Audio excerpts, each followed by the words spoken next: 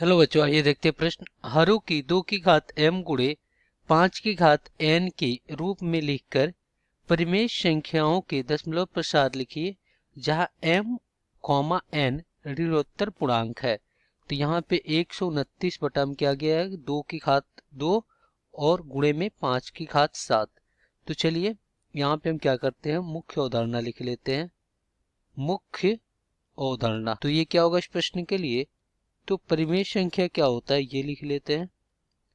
परिमेय संख्या आपका p बटा q के रूप में होता है, जहां q बराबर नहीं होना चाहिए शून्य के रूप में, और जो q होता है यानी हर, इसका जो अभाज्य गुणनखंड होना चाहिए 2 की घात m गुणे 5 की घात n, जहां m n क्या होता है, ये आपका होता है ऋणोत्तर पूर्णांक। और देखिए इस रूप में है, तो इसका जो दशमलव प्रसार होगा वो क्या होगा, शांत होगा। अगर इस रूप में नहीं है, इसका जो दशमलव प्रसार होगा वो क्या होगा, अशांत आवर्ती होगा, अशांत आवर्ती। तो चलिए यहाँ पे दिए गए प्रश्नों को हल कर लेते हैं।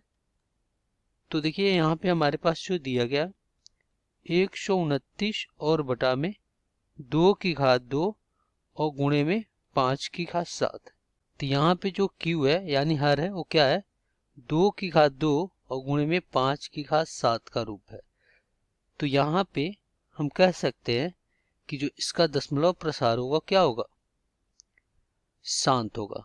तो यहाँ पे लिखेंगे अतः 129 बटा 2 की घात 2 गुणे 5 की घात 7 का दशमलव प्रसार शांत है। आशा करते हैं बच्चों ये प्रश्न आपको समझ में आया होगा।